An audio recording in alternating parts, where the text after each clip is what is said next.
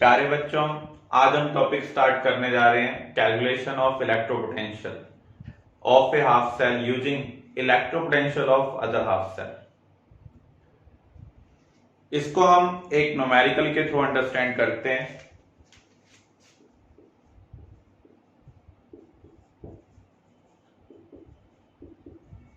Determine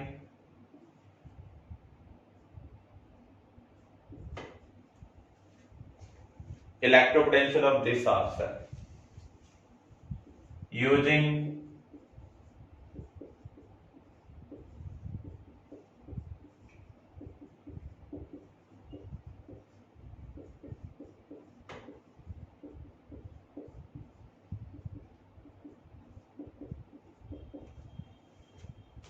electropotential of these half cell। पहला काम आपको क्या करना है, जिनका इलेक्ट्रोपोटेंशियल दिया हुआ है उनके लिए इलेक्ट्रोड रिएक्शन लिखनी है। जैसे इस केस में कॉपर 2 पॉजिटिव 2 इलेक्ट्रॉन का गेन कर रहा है और किसमें कन्वर्ट हो रहा है, कॉपर सॉलिड में। इसे इक्वेशन 1 हम अज्यूम कर लेते हैं और यहां पर जो हाफ सेल का इलेक्ट्रोपोटेंशियल है उसे मैं लिख रहा हूं E1 नॉट 0.34 वोल्ट। ऐसे second equation Cu plus 2 1 electron का गेन करेगा, कॉपर आयन में कन्वर्ट हो रहा है, तो यहां पर हम लिख लेते हैं E2 नॉट वैल्यू कितनी है 0.15 वोल्ट। यहां पर हम इलेक्ट्रॉन की इन्वॉल्वमेंट भी देखते हैं। पहली रिएक्शन में इलेक्ट्रॉन कितने इन्वॉल्वमेंट 2, इसलिए मैं लिख रहा हूं N12। सेकंड में एक इलेक्ट्रॉन की इन्वॉल्वमेंट है तो यहां पर N2 क्या होगा 1 होगा। इसका हमें निकालना है। अब हम इसकी रिएक्शन लिखते हैं। Copper ion bye gain of 1 electron converted into copper solid according to this is third equation। E3 not हमें निकालना है। कितने इलेक्ट्रॉन की इन्वॉल्वमेंट है, एक इलेक्ट्रॉन की इन्वॉल्वमेंट है, इसलिए हमने यहां पर N3 का लिख दिया 1 लिख दिया। जिस हाफ सेल का इलेक्ट्रोपोटेंशियल आपको निकालना है उसकी इक्वेशन को ऑब्टेन करना है यूजिंग अदर इक्वेशंस। तो थर्ड इक्वेशन को हम कैसे ऑब्टेन कर सकते हैं? थर्ड इक्वेशन को ऑब्टेन करने के लिए आपको फर्स्ट में से सेकंड को क्या करना पड़ेगा, सब्ट्रैक्ट करना पड़ेगा। इलेक्ट्रोपोटेंशियल इंटेंसिव प्रॉपर्टी है but gives free energy is extensive property.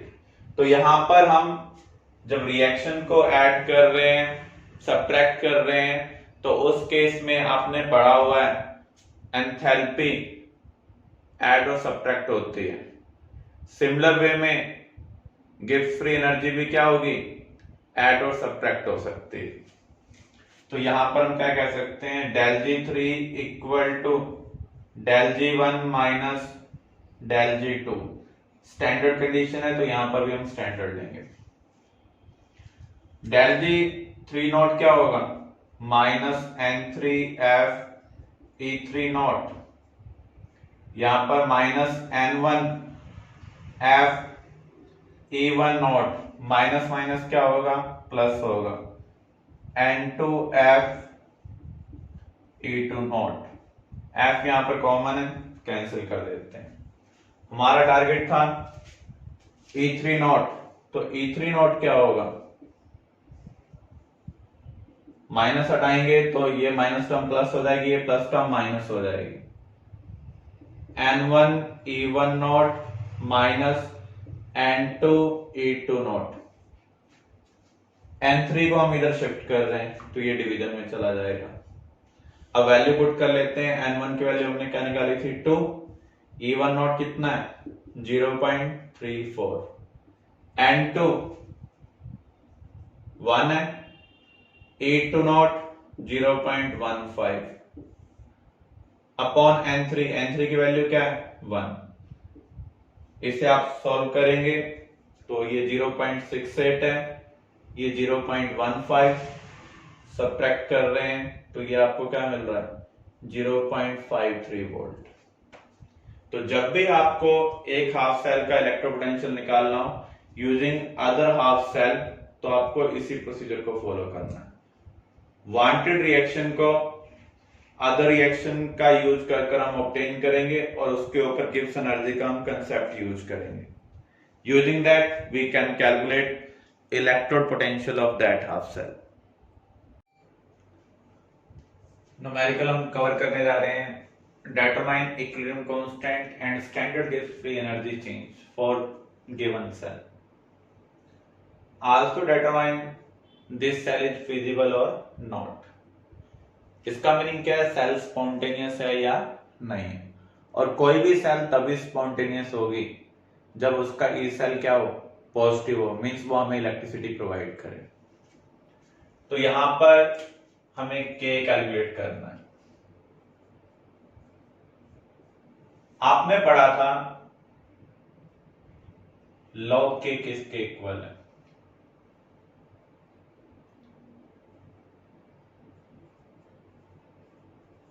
N a not cell upon 0.0591। तो एन की वैल्यू यहां पर कितनी है ये हमें कैलकुलेट करनी होगी। इसके लिए हमें पहले रिएक्शन लिखनी होगी। कॉपर सॉलिड किस में कन्वर्ट हो रहा है, कॉपर आयन में एट एनोड।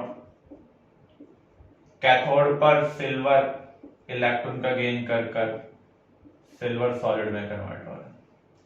एनोड पर 2 इलेक्ट्रॉन का लॉस है, कैथोड पर 1 इलेक्ट्रॉन का गेन है। इक्वल करने के लिए हमें इसको 2 से मल्टीप्लाई करना होगा। इसका मीनिंग यहां पर कितने इलेक्ट्रॉन की इन्वॉल्वमेंट है, 2 इलेक्ट्रॉन की इन्वॉल्वमेंट है। ये हमने ओवरऑल रिएक्शन लिख दी है। तो n की वैल्यू यहां पर क्या है 2। ई नोट सेल क्या होगा, E naught cathode minus anode. Cell representation में जो लेफ्ट साइड दिया होता है वो एनोड होता है, जो राइट साइड दिया होगा वो कैथोड होगा। यहां पर आपको इलेक्ट्रोपोटेंशियल को कंपेयर करने की जरूरत नहीं। सेल पोटेंशियल में हमेशा लेफ्ट वाला एनोड, राइट वाला क्या होगा कैथोड। तो यहां पर ई नोट सेल कैलकुलेट करते हैं। कैथोड माइनस एनोड, कैथोड कौन है सिल्वर और ये एनोड है। तो reduction potential of cathode minus reduction potential of anode, इसको हम सॉल्व करेंगे। मान लो ये नंबर आपको y मिल रहा है तो k क्या होगा 10 पावर इज टू y। जब भी आप बेस 10 को हटाते हैं जो राइट साइड वाली टर्म होगी वो 10 की पावर में चली जाएगी। नेचुरल लॉग को हटाएंगे तो उस केस में राइट वाली टर्म e की पावर में चली जाएगी। तो यहां पर आपको ये बेसिक चीज ध्यान रखनी है।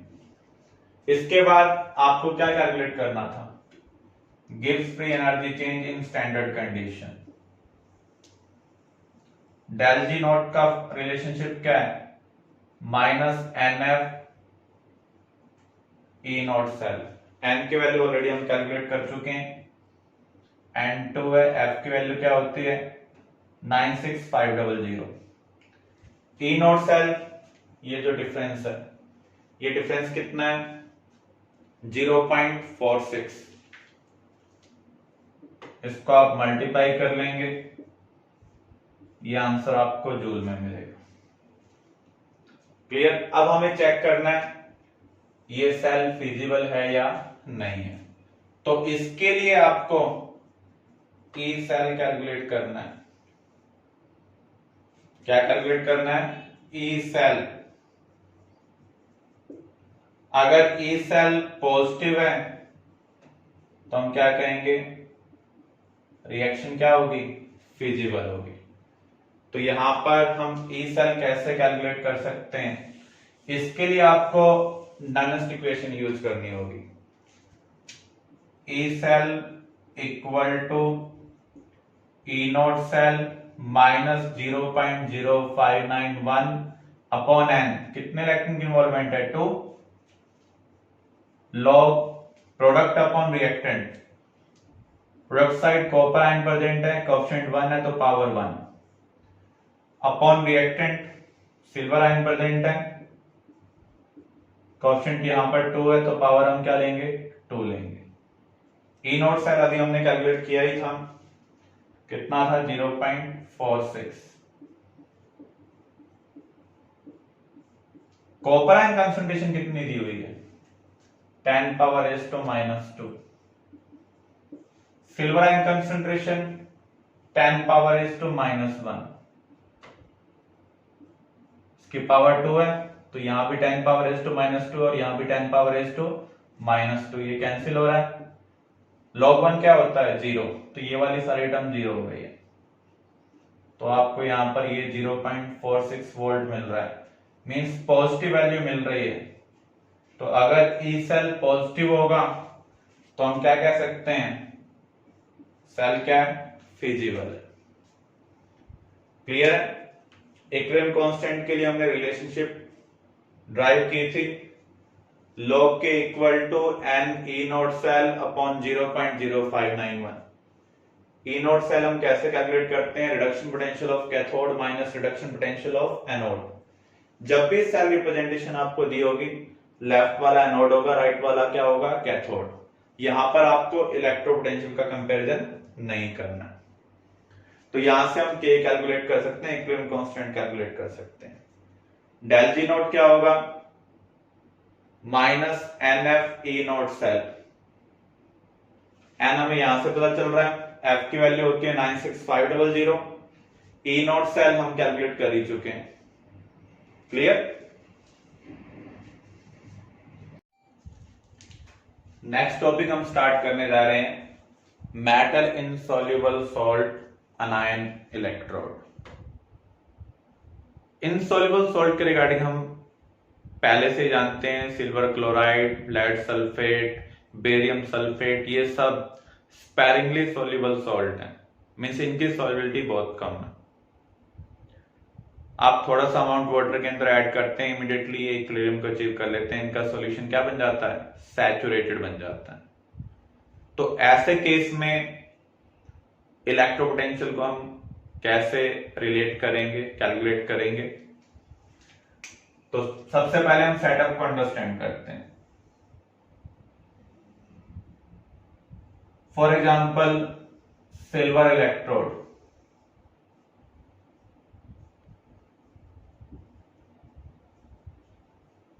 इसको बॉटम में हमने डिप किया हुआ है,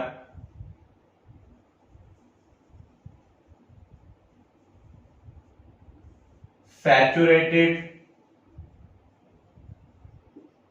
पेस्ट ऑफ सिल्वर क्लोराइड, साथ में हमने यहां पर इलेक्ट्रोलाइट लिया हुआ है जो अनायन कॉमन रखता हो, फॉर एग्जांपल सोडियम क्लोराइड। तो यहां पर कौन कौन से रिएक्शन की पॉसिबिलिटी होगी।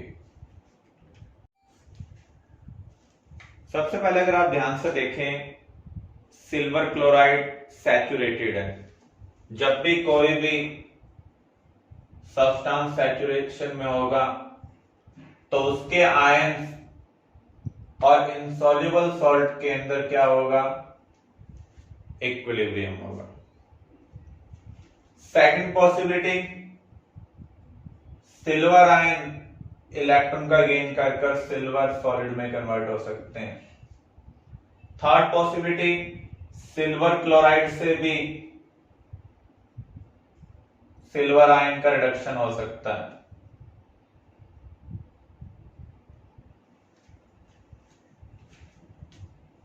This is first reaction, this is second and this is third. अब हम थर्ड रिएक्शन को कैसे ऑब्टेन कर सकते हैं। थर्ड रिएक्शन को ऑब्टेन करने के लिए आप फर्स्ट और सेकंड इक्वेशन को क्या कर सकते हैं, ऐड कर सकते हैं। इसके ऊपर हम कंसेप्ट अप्लाई कर सकते हैं गिब्स एनर्जी का। तो यहां पर गिब्स एनर्जी कंसेप्ट के according del G3 not equal to del G2 not plus del G1 not. Give free energy को हम इलेक्ट्रोपोटेंशियल से रिलेट कर सकते हैं। तो यहां पर हम कैसे रिलेट करेंगे, minus n F E not, यहां पर कितने इलेक्ट्रॉन की इन्वॉल्वमेंट है, 1। इलेक्ट्रोपोटेंशियल यहां पर क्या होगा, अगर आप ध्यान से देखें क्लोराइड आयन की प्रेजेंस में, यहां पर जो इलेक्ट्रोलाइट है वो क्लोराइड आयन है, AgCl सॉलिड से क्या बन रहा है, सिल्वर बन रहा है। तो ये किसको रिप्रेजेंट कर रहा है, metal insoluble salt anion half cell electropotential को। डेल जी टू नॉट क्या होगा, सेकंड रिएक्शन में देखते हैं कितने इलेक्ट्रॉन की इन्वॉल्वमेंट है, एक ही इलेक्ट्रॉन की इन्वॉल्वमेंट है, इनटू एफ, यहां पर हम देखें सिल्वर आयन प्रोड्यूस हो रहे हैं, इसका मीनिंग है सिल्वर का रिडक्शन पोटेंशियल है, प्लस डेल जी वन, यहां पर ही किसी इलेक्ट्रोपोटेंशियल को रिप्रेजेंट नहीं कर रहा है, रिवर्सिबल प्रोसेस को रिप्रेजेंट कर रहा है।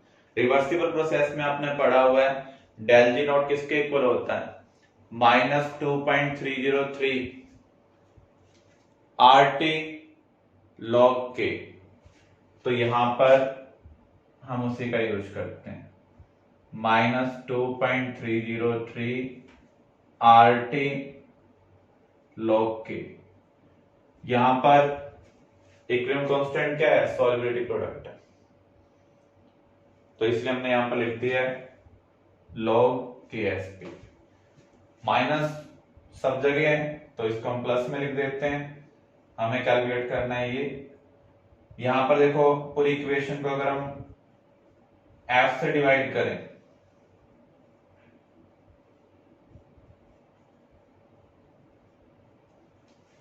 तो यहां पर आ जाएगा E not silver plus 2.303 RT upon F log KSP।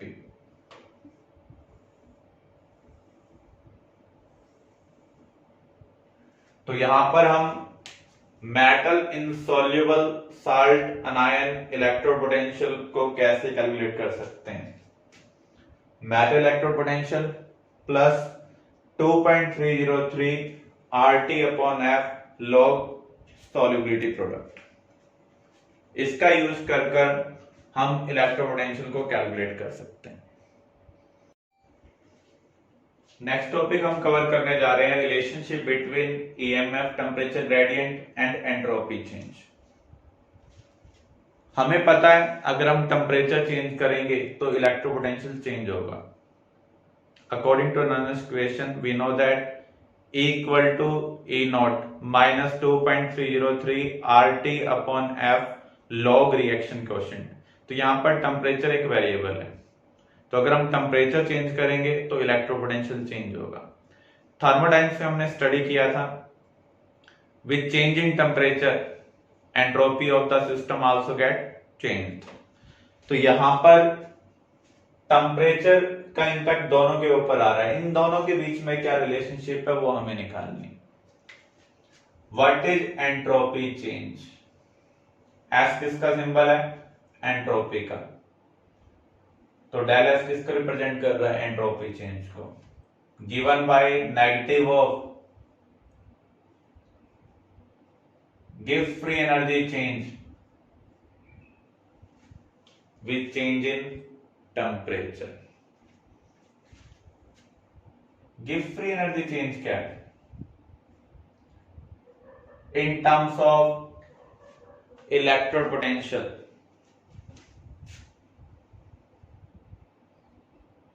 Minus NF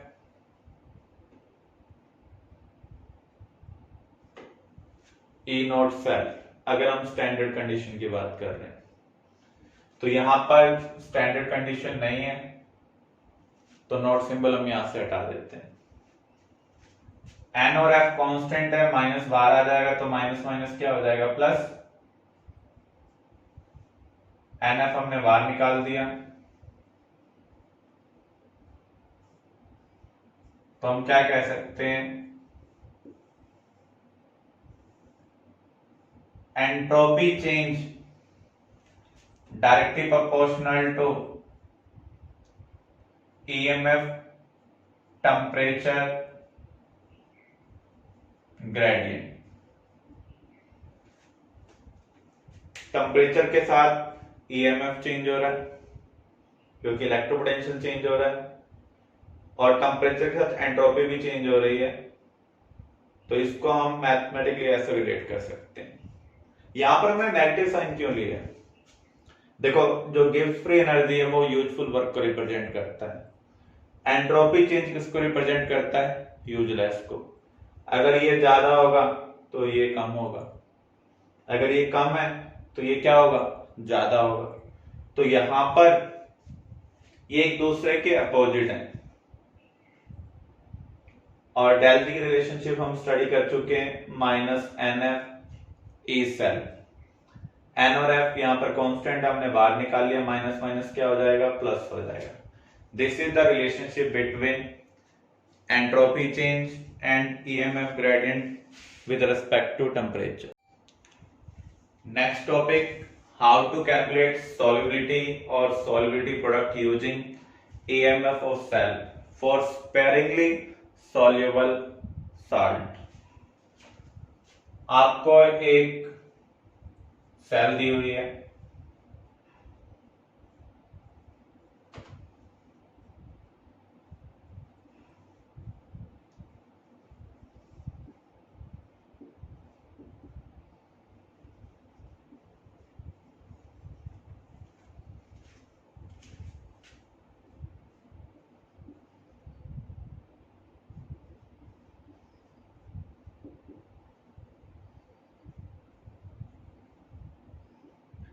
ये हमें एक सेल दी हुई है और साथ में आपको इस सेल की ईएमएफ दी हुई है। मान लीजिए वैल्यू दी हुई है ई सेल की 0.88 वोल्ट। इस इंफॉर्मेशन का यूज करते हुए हमें केएसपी निकालना है या सॉल्युबिलिटी निकालनी। अगर आप ध्यान से देखें, सिल्वर ही यहां पर एनोड है और सिल्वर ही यहां पर क्या है, कैथोड है। इसका मीनिंग ये कंसंट्रेशन सेल है, और कंसंट्रेशन सेल के लिए जो ई नोड सेल होता है वो क्या होता है, 0।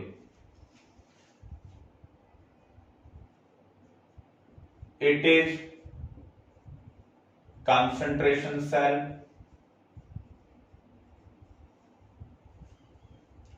so E cell equal to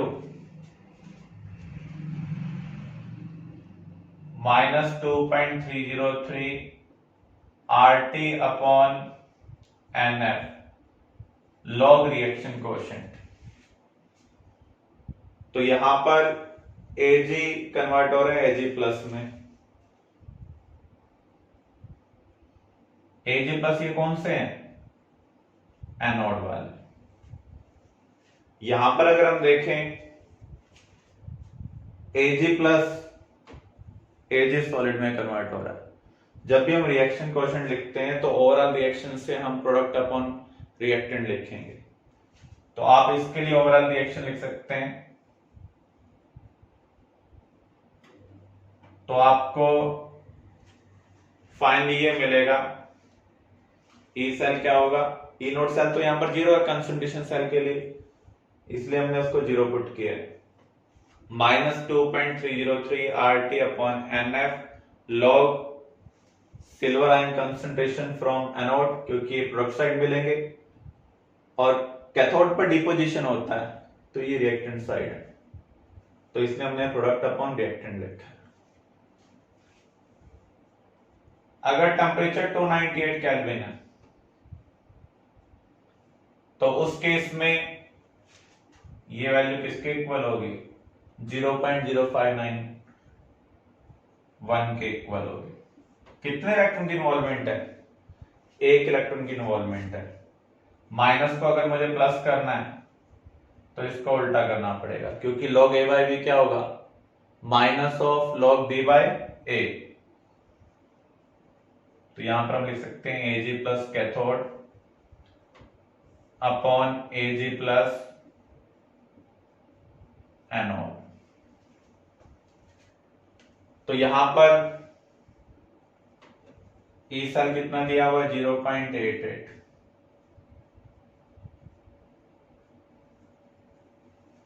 silver ion at cathode concentration क्या है? 0.1।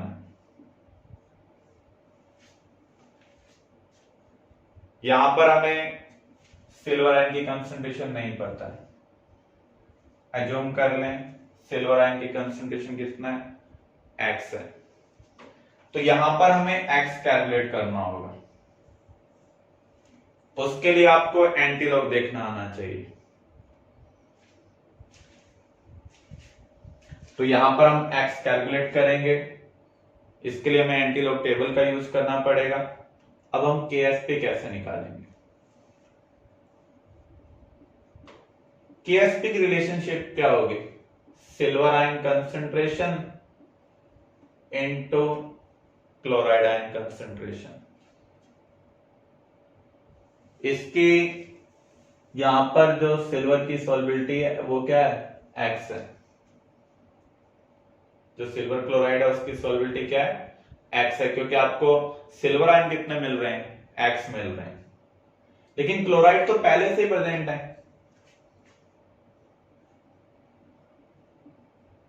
तो ये क्या हो जाएगा? x plus 0.1। हमने सॉल्युबिलिटी प्रोडक्ट में स्टडी किया था, किसी भी नंबर के कंपैरिजन में x को आपको क्या करना है? नेग्लेक्ट करना है। तो यहां पर x की जो भी वैल्यू आई है उसे आप पुट कर देंगे और KSP कैलकुलेट कर सकते हैं। क्लियर? फिर से आप देख लें, ये एक कंसंट्रेशन सेल है क्योंकि एनोड और कैथोड सेम मेटल के बने हुए हैं। इलेक्ट्रोलाइट यहां पर सेम है लेकिन कंसंट्रेशन यहां पर डिफरेंट है। ऐसे केस में ई नोड सेल क्या होता है? 0।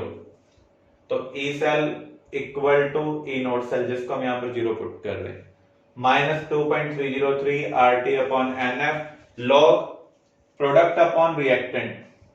तो अगर आप इसकी रिएक्शन लिखेंगे, एनोड पर Ag से Ag प्लस बन रहा है, कैथोड पर Ag प्लस से सिल्वर सॉलिड बन रहा है। तो ओवरऑल रिएक्शन से हम क्या लिख सकते हैं? ऊपर आएगा silver ion concentration at anode upon silver ion concentration at cathode. 298 kelvin पर ये वैल्यू किसके इक्वल है? 0.0591 के। Ag प्लस जब Ag में कन्वर्ट हो रहा है तो कितने इलेक्ट्रॉन की इन्वॉल्वमेंट है? 1, इसलिए हम n की वैल्यू 1 पुट कर रहे हैं। माइनस को प्लस करना है तो इसको उल्टा करना पड़ेगा, हमने इसको उल्टा कर दिया। कैथोड पर सिल्वर आयन कंसंट्रेशन आपको मिल रही है 0.1। यहां पर मान लीजिए सिल्वर क्लोराइड की सॉल्युबिलिटी x है, तो सिल्वर आयन कंसंट्रेशन क्या मिलेगी? x मिलेगी। तो यहां पर हम पुट कर देते हैं। इसको सॉल्व कर हम x की वैल्यू निकालेंगे।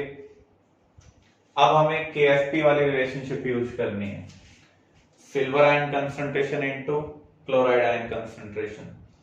सिल्वर आयन आपको सिल्वर क्लोराइड से मिल रहे हैं तो हमने लिख दिया x, लेकिन क्लोराइड ऑलरेडी आपको सोडियम क्लोराइड से भी मिल रहे हैं और यहां से भी मिल रहे हैं। यहां से x मिल रहे हैं और यहां से कितने मिल रहे हैं? 0.1, इसलिए हमने x प्लस 0.1 क्लोराइड के लिए लिखा है। इस नंबर के कंपैरिजन में x क्या होगा? नेग्लिजिबल होगा। तो यहां पर आप x की वैल्यू ऑलरेडी कैलकुलेट कर चुके हैं, पुट कर सकते हैं। इससे आपको सॉल्युबिलिटी प्रोडक्ट मिल जाएगा।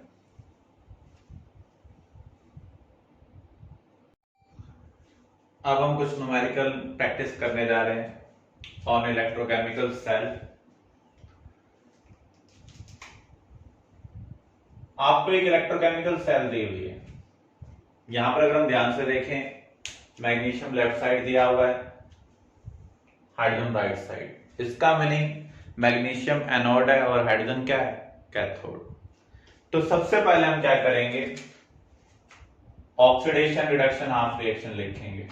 एनोड पर आप देख रहे हैं मैग्नीशियम कन्वर्ट हो रहा है मैग्नीशियम आयन में, और इस प्रोसेस में 2 इलेक्ट्रॉन का लॉस हो रहा है। कैथोड पर H प्लस आयन इलेक्ट्रॉन का गेन कर कर हाइड्रोजन गैस में कन्वर्ट होंगे। ऊपर 2 इलेक्ट्रॉन का लॉस हुआ है तो यहाँ पर भी कितने इलेक्ट्रॉन का गेन होना चाहिए, 2 का। इसको हमने बैलेंस कर लिया, एटम्स के टर्म में भी बैलेंस कर लें। जब इलेक्ट्रॉन बैलेंस हो जाएंगे तो आप इनको ऐड कर सकते हैं। तो आपको मिल रहा है Mg solid 2H plus Mg2 positive plus hydrogen gas, ये आपको ओवरऑल रिएक्शन मिल रही है। अब हमें यहां पर E सेल कैलकुलेट करना है, EMF ऑफ सेल कैलकुलेट करना है।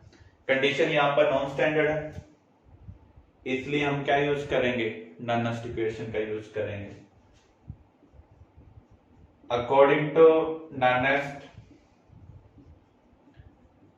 E सेल क्या होगा, E not cell minus 0.0591 upon N। कितने इलेक्ट्रॉन की इन्वॉल्वमेंट है, 2 इलेक्ट्रॉन की इन्वॉल्वमेंट है। Log product upon reactant, magnesium ion concentration coefficient 1 है तो पावर 1। गैस के लिए हम प्रेशर लेंगे, यहां भी कोएफिशिएंट 1 है तो इसकी पावर क्या आएगी, 1 आएगी। अपॉन सॉलिड के लिए कुछ नहीं लिखेंगे, H प्लस कंसंट्रेशन कोएफिशिएंट यहां पर क्या है 2, तो पावर हम क्या ले रहे हैं, 2 ले रहे हैं। अब हम वैल्यू पुट करते हैं, E नोट सेल क्या है 2.37 minus 0.0591 by 2 log magnesium ion concentration कितनी दी हुई है, 10 power is to -2। Hydrogen gas का प्रेशर नहीं दिया हुआ है, नहीं दिया हुआ तो हमें स्टैंडर्ड वैल्यू लेनी है। जैसे यहाँ टेम्परेचर भी नहीं दिया हुआ था तो बाय डिफॉल्ट हम टेम्परेचर क्या लेते हैं, 298 केल्विन। तो 298 केल्विन पर 2.303 RT अपॉन F हम क्या पुट कर सकते हैं, 0.0591। कैलकुलेशन को सिंपल करने के लिए आप इसे 0.06 ले सकते हैं। तो गैस का प्रेशर हम क्या लेंगे, 1 बार। H प्लस कंसंट्रेशन क्या होगी, pH का यूज करें। अगर pH 1 है तो H प्लस क्या होगा, 10 पावर is to -1।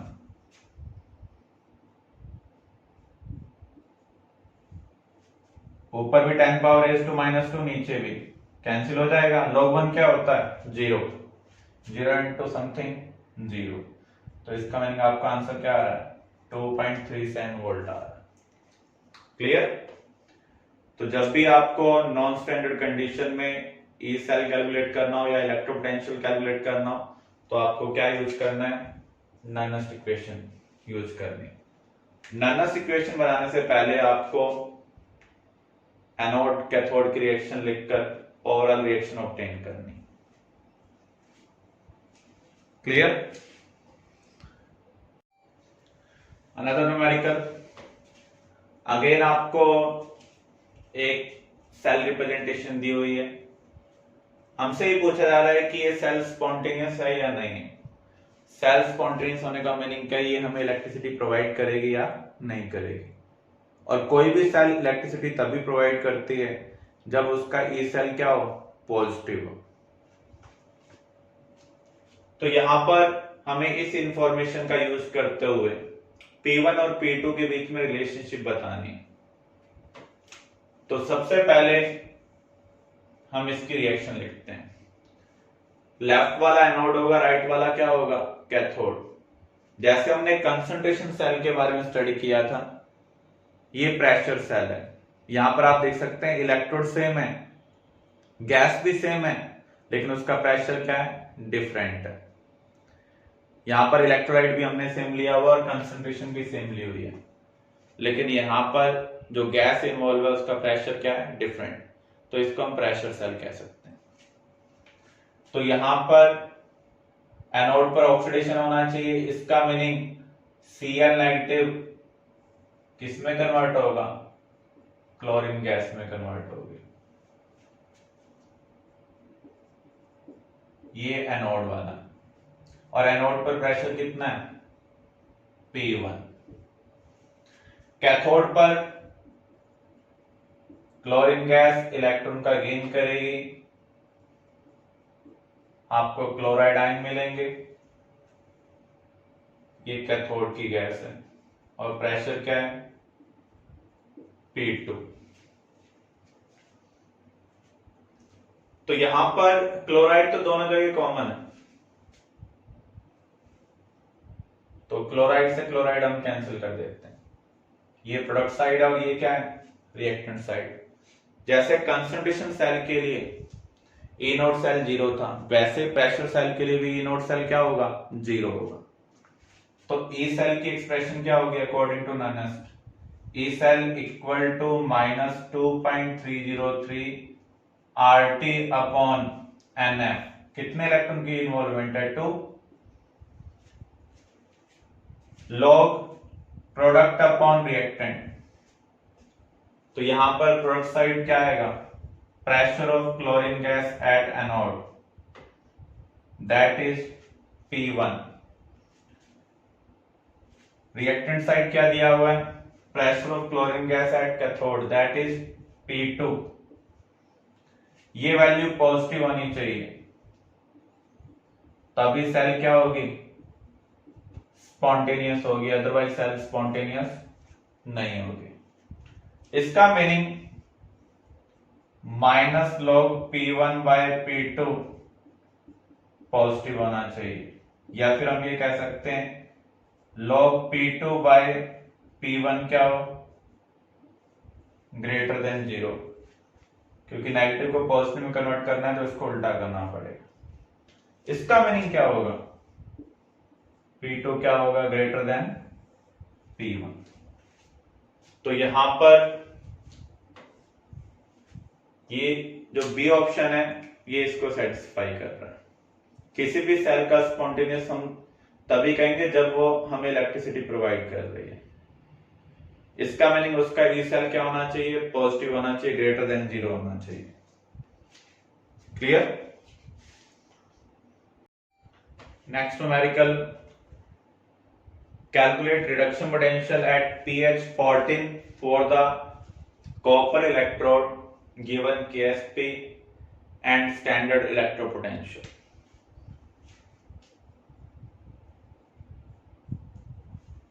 देखो KSP आपको दिया हुआ है, किसका, कॉपर हाइड्रोक्साइड का, कितना दिया हुआ है, 10⁻⁻⁻⁹। इसका यूज कर हम कॉपर आयन कंसंट्रेशन निकाल सकते हैं।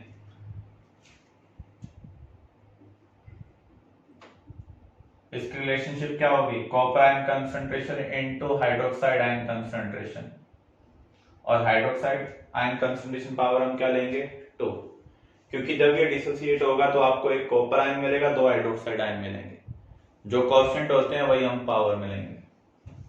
अब यहां पर आप देखें pH 14 दी हुई है, pH 14 दिए होने का मीनिंग क्या होगा, जो H+ आयन कंसंट्रेशन है वो क्या होगी, 10⁻⁻⁻14।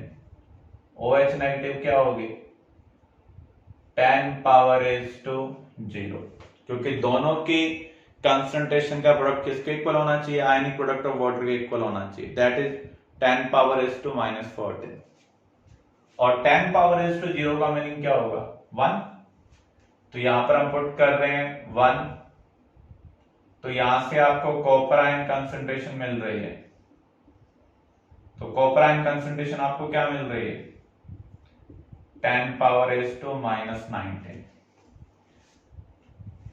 अब इस इलेक्ट्रोड की रिएक्शन को देखते हैं, क्या होगी, कॉपर +2 2 इलेक्ट्रॉन का गेन कर कॉपर सॉलिड में कन्वर्ट हो रहा है। यहां पर कॉपर आयन कंसंट्रेशन 1 मोलर नहीं है, इसलिए हम इसको नॉन स्टैंडर्ड कंडीशन कहेंगे। और जब भी नॉन स्टैंडर्ड कंडीशन होगी तो हम किसका यूज करेंगे, नॉनेस्ट इक्वेशन का यूज करेंगे। तो हम क्या कह सकते हैं, E equal to E not minus 0.0591 upon कितने इलेक्ट्रॉन की इन्वॉल्वमेंट है, 2, लॉग प्रोडक्ट अपॉन रिएक्टेंट, ये सॉलिड है तो सॉलिड को हम लिखेंगे नहीं, रिएक्टेंट क्या आएगा, copper ion concentration. Copper ion concentration आपको पता है, जो आप कैलकुलेट कर चुके हैं, इसको यहां पर पुट करें। ई नॉट आपको गिवन है 0.34, यहां से आप इलेक्ट्रोपोटेंशियल कैलकुलेट कर सकते हैं। फिर से आप देख लें, यहां पर आपको KSP दिया होगा, KSP का यूज कर और हम इस pH का यूज कर कॉपर आयन कंसंट्रेशन कैलकुलेट कर रहे हैं। pH 14 है तो H plus 10 power is to -14, तो OH नेगेटिव क्या होगा, 10 पावर is to 0, क्योंकि आयनिक प्रोडक्ट ऑफ वाटर किसके इक्वल है, 10 पावर is to -14। तो आपको हाइड्रोक्साइड आयन कंसंट्रेशन मिल गई है 1 मोलर। यहां पर हमने पुट किया, कॉपर आयन कंसंट्रेशन निकाली, क्योंकि कॉपर आयन कंसंट्रेशन 1 मोलर के इक्वल नहीं है, इसका मीनिंग ये नॉन स्टैंडर्ड कंडीशन है। नॉन स्टैंडर्ड कंडीशन में हम नॉनेस्ट इक्वेशन का यूज कर पोटेंशियल निकाल सकते हैं। तो यहां पर हमने यूज किया E equal to E not minus 0.0591 upon n। इस रिएक्शन में 2 इलेक्ट्रॉन इन्वॉल्व है, log product upon reactant, product solid है नहीं लिख रहे हैं, रिएक्टेंट कॉपर आयन, इसकी कंसंट्रेशन कोएफिशिएंट 1 है तो पावर 1, ये वैल्यू हम यहां पर पुट कर देंगे। ई नोट आपको दिया हुआ, उसको यहां पर पुट करें और प्रॉब्लम को सोल्व करें।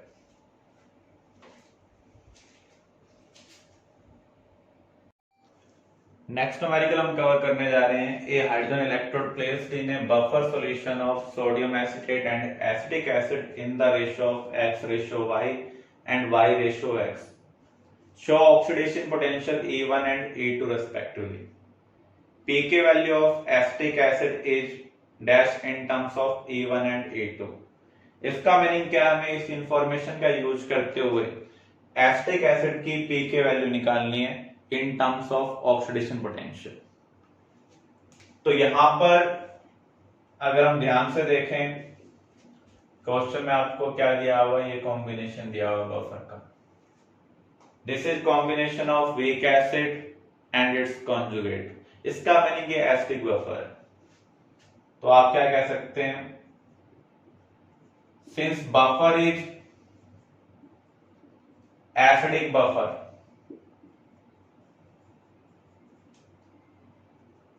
तो pH क्या होगा,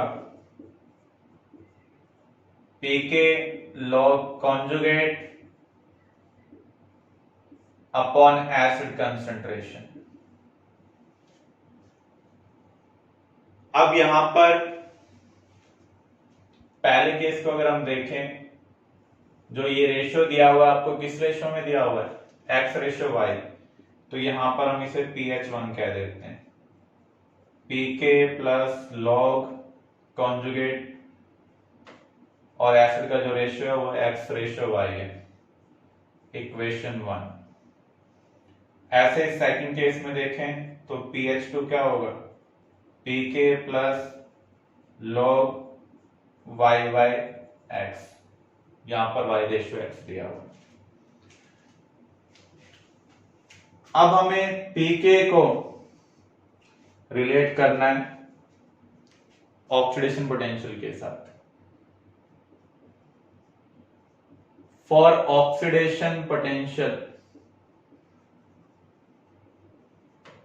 इलेक्ट्रोड पर क्या होना चाहिए, ऑक्सीडेशन होना चाहिए। इसका मीनिंग जो हाइड्रोजन इलेक्ट्रोड है वहां पर हाइड्रोजन गैस किस में कन्वर्ट होनी चाहिए, H+ आयन में कन्वर्ट होनी चाहिए।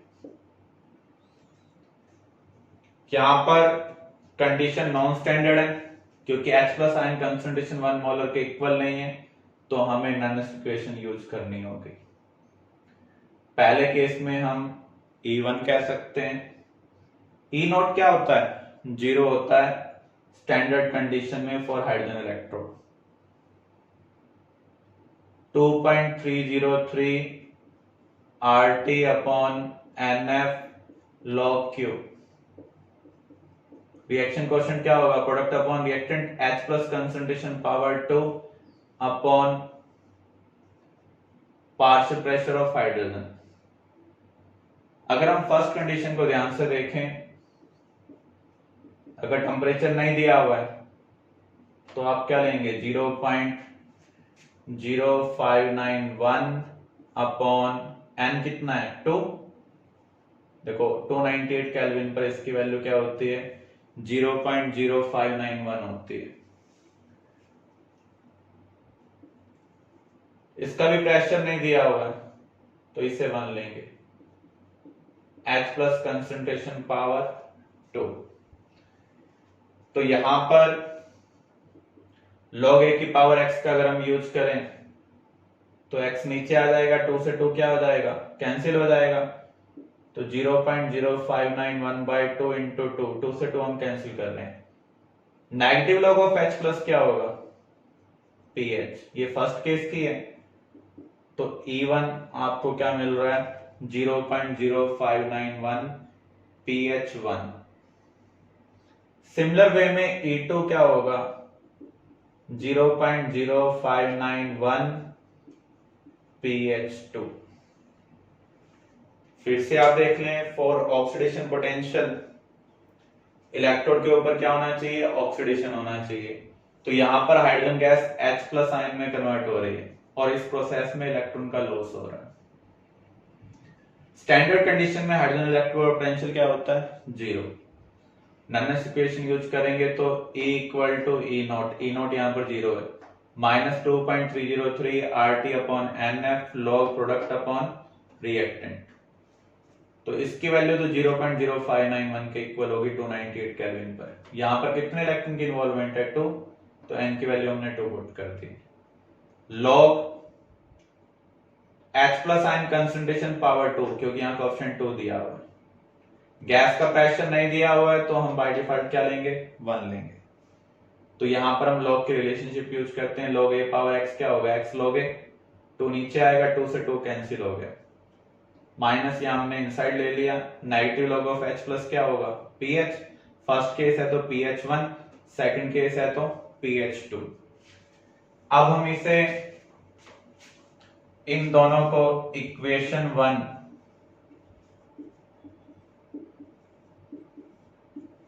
एंड इक्वेशन 2 में पुट कर दें। इन दोनों को इक्वेशन 1 और इक्वेशन 2 में पुट कर दें।